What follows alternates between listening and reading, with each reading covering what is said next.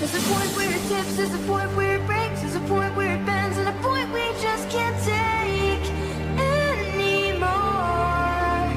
There's a line that will cross and there's no return. There's a time and a place, no bridges left to burn anymore. We can't just wait with lives to take until they think we're ready. Our enemies are gathering, our storm is growing louder. Now it's time to say goodbye to the things below and the innocence of God. Greetings all, my name is Ben, otherwise known as The Traveller, and today is slightly different, yet slightly not different. I have my friend Redemption here, so you say hello. Hello. Very... It's Redemption2 here. Yeah, you just... Nice to be back. Yeah, you're very back here. So, today we are talking about the not latest episode in the RWBY Volume 2 timeline. It's more of a diary entry on Dust, so we have more information on Dust. That's just Dust, that's it. Yeah. So, what was the video? 2 minutes long? 2-3 minutes, from what I remember. Yeah, it's all world building. I appreciate that they did it. Not so appreciative that they put it in the middle of the series, but hey. It's good to see that they're actually putting effort into the actual lore of the world, so... If what you told me earlier was true, we're going to get some more of these. We could get a bit more insight onto, like, a lot more of how the world works. Yeah, I saw the podcast before this one was released, and they said that they're planning maybe 3 more of these inserts before the end. Oh, lovely jubbly, we get to break them apart as well. Right. Anyway, when Volume 2 arrives, I've got a lot to take out of that. Haha. So, let us begin with the main structure of Dust. If you want to take that away, since you know it better than I do. Well, the main structure of Dust, it comes in 4 parts. It naturally occurs in nature as what appears to be fire, lightning, ice, and wind. Pokemon. I'm saying that not subtly. No, I feel more of like Last Airbender-ish kind of with that one. Oh yeah, I really didn't get that connection then. I was just like, Last Air... Oh, you didn't mean the movie. Good. Anyway, yeah, so the 4 main versions of Dust are just like natural crystals, so they're like our world's equivalent of our diamonds and rubies and sapphires and whatnot, but they're elemental stones, which can be harvested. Yes, and they're in a pure, like rocky state, at least from what they showed in that animation thing. Yeah, and also, I don't know if you've actually mentioned this to me pre-version of this, but did you notice in the video that all 4 versions of the Dust kind of had a symbol? Yes. Structured? Yeah. That's why I'm going with those those four types. That's what the raw version looks like. Some people thought the one that the guy picked up was actually Earth, but then he started wielding lightning. So my guess is it's just lightning encased in rock. Right. I would say that basically people use lightning dust. How would I say this correctly without messing this up? When people say that he picked up Earth dust, I didn't think it was Earth dust. I thought it was water for some reason, because there was this kind of like structure in it. There's kind of like this weird bond in it. We'll get into the bonds later, but I kind of see it as a bond because you actually mentioned that to me. James Bond? No words will be said from now on. Okay. Okay. So let's begin with the Dust Shop, if I'm right. So we're going chronological order from the actual Volume 1. Yeah, because I mean, we've got the four main types of dust, but then they said that it can be combined mechanically or naturally. Hmm. Now, one thing, right as they walk in, there's this big establishing shot of a dust shop, and there are like 12 jars, each with their own color ranging from red to blue to gray. Hmm. And you had a very interesting theory on what the grey one was. Yeah, well, the thing is that typically when you're mixing chemicals and things like that, you need a catalyst, Hmm. a way to combine them into more powerful forms. I'm thinking either like a dark gray or a light gray is a type of catalyst to mix dust together. Because if you look in the actual shop itself, there are all these tubes on the sides. One of the ones that's most full is the gray tube. Hmm. Also, speaking like you said there was like, if I'm right, different kind of shades of grey. No pun intended. There are two shades of gray. One is lighter than the other. Right. Now, I mean, when you mix different colors together, if you mix a lot of them together, they create gray. Yeah.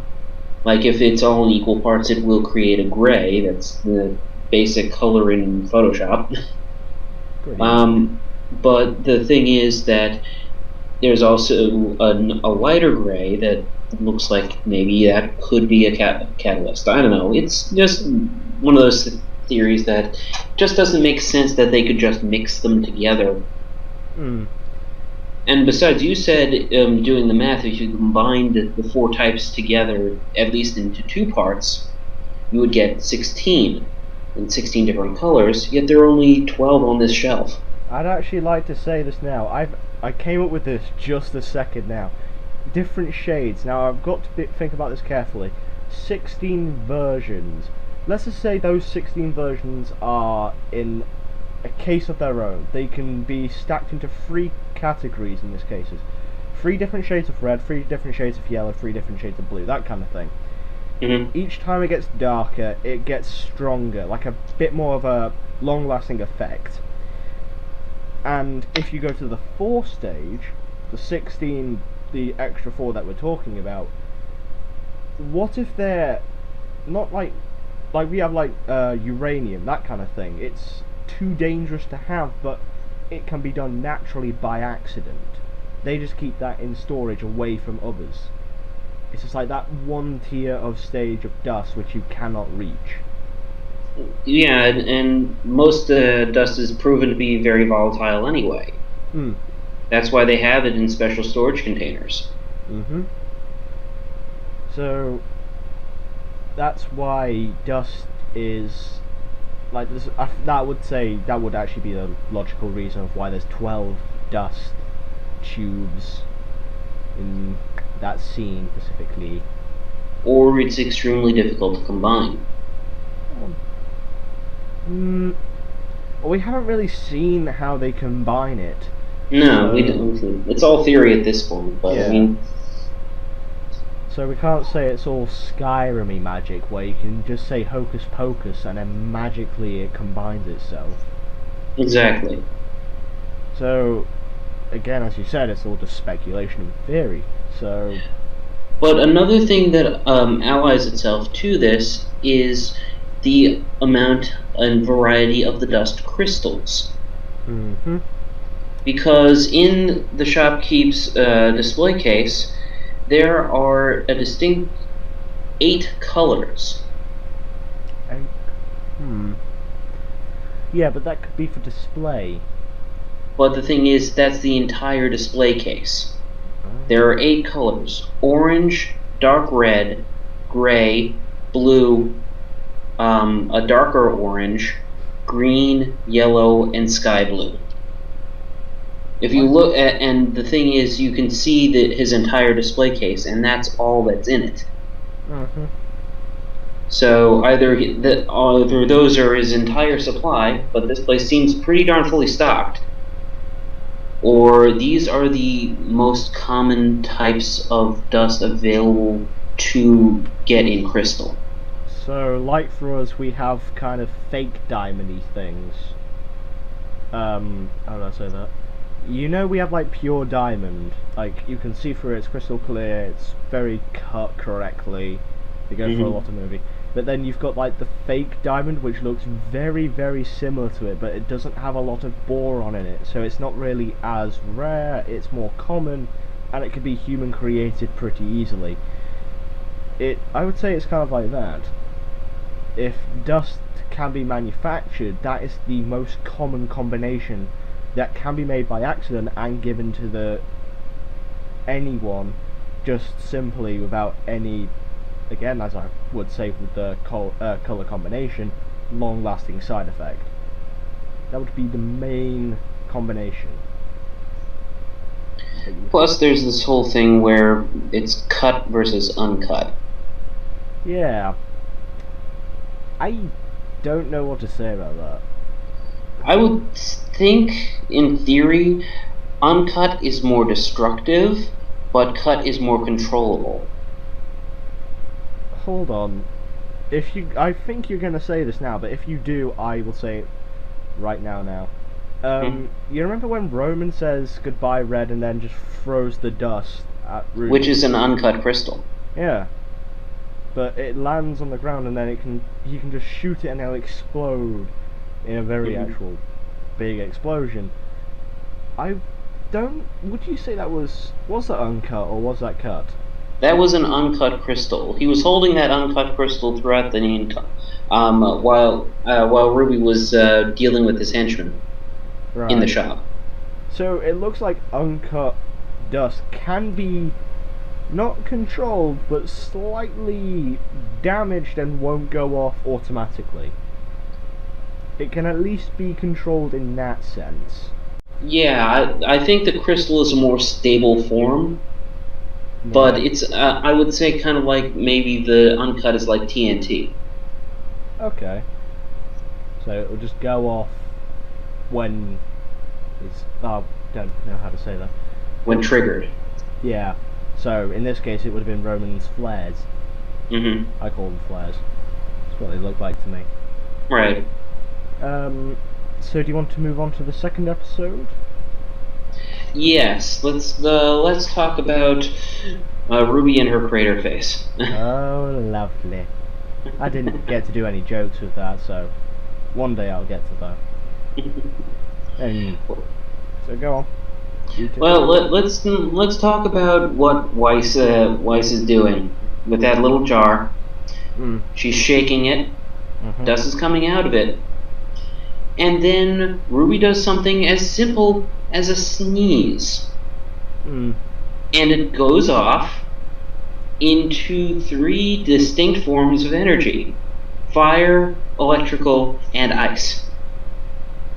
So that dust, so that's in the powdered form, let's say it is, can be triggered very easily with a sneeze, but can be combined very easily, because I think I'm right, the powder in there is red that she was shaking. It is a very deep red. So it's almost to the deep of the burn crystal, but not quite. So let's use maths again for this, just as numbers are actually helping me today lately. So let's just say that the red is 6 and then the rest are like 2. There's more red in it than the others. That's why there's a larger scale of red than there is lightning and ice. Yes. So... But it also proves that it can be mixed into... that 3 of them can be mixed together, not just 2. I wonder if dust can be turned into a milkshake. It can go into a powder. Well, how are they going to fuse it with their own bodies? I don't know, but I want to find out. Sometimes I'm not sure we want to know how to find out on that one. Pin down Weiss and let's find out. Well, I don't think Weiss combines it with her body though. That would be a good test subject though. She doesn't have it combined with her body. That way we can find out what happens. Anyway. But what's interesting is that I mean, obviously, since Weiss brought that with her, that's one of the types that she uses. Yeah, because isn't her weapon like have dust capsules in it that she uses with her sword? Yes. So, hold on, there's like several versions of it in the white trailer. Well, I mean, she loads a different one into each slot. I don't think she loads it. It's preloaded, isn't it? She spins. Well, there's a theory going around where she can actually like remove the hilt and load another cartridge. That quickly. Well, yeah, just pop it open, pull one out of her pack. She has a pack. And just plop it back in and chink, ring. Sound effects, I guess. Yeah, let's see that later on. I've got some speculation to get doing. So that is dust, but there was more to that, because when she was saying, "What are you doing?" and do you know what this is? Dust, fire, lightning, energy. Mm-hmm. When she says energy, it makes me think of like our electricity, like our hydro-powered electricity and things like that, or like Voltorbs in Pokemon if you want to be nerdy Pokemon things.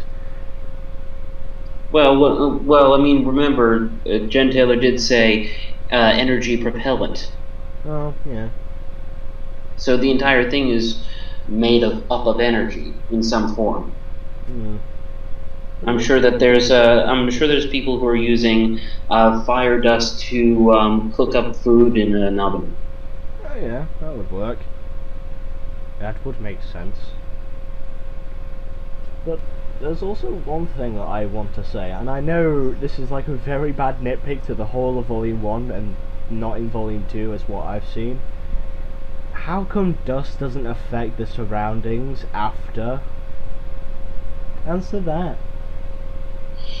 Well, we don't know. It could be like the red GN particles in Gundam 00. Damn it. Someone bypassed it. Why? Well, I guess that will just... Hold on. Animation error then. We'll just go there. Or what you said. Why do you have to be so smart? I'm sorry? Nothing. I said nothing. Anyway. Okay, thank you, Colonel Clink. Oh, ha. So, Anyway, so that was dust in its more powdery form. But there are loads more versions of it as what we've seen. Mostly in the mechanical sense. well, we don't know what they're using in it. Well, But yes, they did say it's being worked into every facet of technology. they use it for lights, they use it for ammo. But the question is, how do they combine it for the holograms? Logic. Failure. Okay, yeah, go on. Logic failure. Logic failure. Yeah, but again, RWBY doesn't follow physics, so we'll give it that one as a slip. I still think though, they shouldn't be holograms, they should be proper lights. Holograms make no sense to me. So, yeah, but it can be used in bullets, it's used in lighting, it's... what else have I seen it in? It's also used in like, kind of iPad-y things. I'm guessing of that. Yeah. And I won't go into the Force set because that will be we'll talk about that later on actually. Mm. But I can actually say this now because I've studied RWBY's weapon a slight tad. Thanks to Grim Eclipse, it's kind of helped me. You know about the different types of ammo RWBY has in Grim Eclipse. You've got the normal ammo, and then you've got like the winter ammo, things like that. Yeah, but then again, that was all before there was an established lore. Yeah, but with this, it kind of wants to make you think that RWBY would actually have different ammo clips with different elemental ammo. or different potency, like when she reloads with the burn cartridge for her final attack. Yeah. So we can also say this with we can't say it with Blake because even she would agree that she doesn't use any other type of dust because she doesn't really afford that kind of dust, so she just uses normal. Whatever normal is. Yeah, we don't know about that. Weiss is more or less like a blank slate. We know that she uses multiple kinds of dust, which means it doesn't really matter what she uses. Then you have Yang, who would you say uses like extreme fire dust in this cases?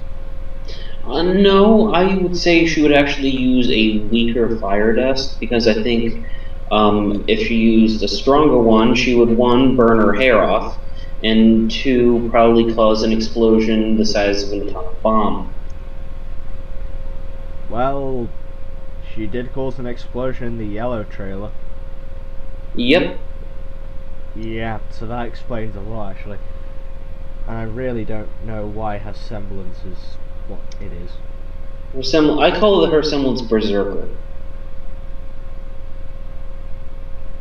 No, I don't know what to say really about it. But but let's talk about what we've seen for the dust usage so far. No. I mean, for Roman's cane, I would say that's, considering it's actually shooting a type of burning projectile, I would think that might be a cut crystal. Okay. Cinder, she obviously has her at least some fire dust woven into her clothing.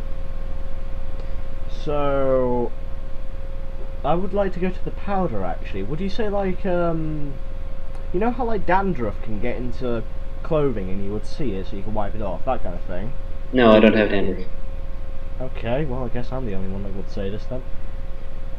Dandruff as like kind of white little flaky things that can come off your hair, if you don't know what that is, essentially can fall off and you'll be able to see it on your clothing. Kind of like snow.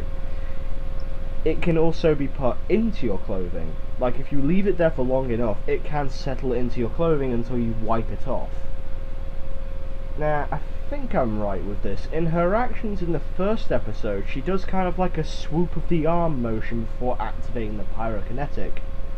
Like she rubs her left arm. And the lace on her clothes glow. Yeah. So we could say it like this: powder dust is put onto her clothing and she activates it via like rubbing her arm to actually gather the powder and using kind of a telekinetic ability to at least control the dust. Well, I mean, if she's pyrokinetic, then she can control it anyway, if that's her semblance.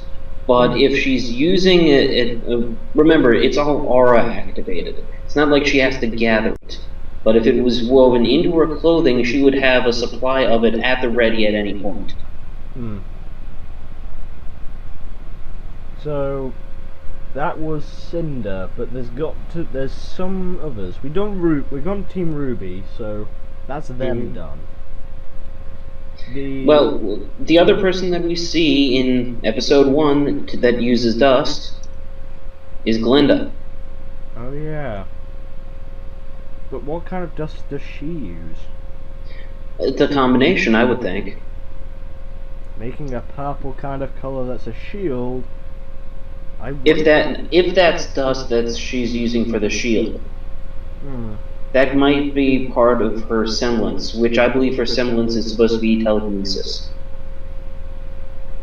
So, like when she does the bit where she grabs the debris and makes it into kind of like a bullet, a giant bullet itself, and fires it. Like, how come when the rocks, the piece of the building. Yeah, the debris from the roof. She stops it in midair, combines it, and shoots it, and then she turns it into 2 or 3 different streams that redirect. That's all pure telekinesis. And as I should know, I've used telekinesis before.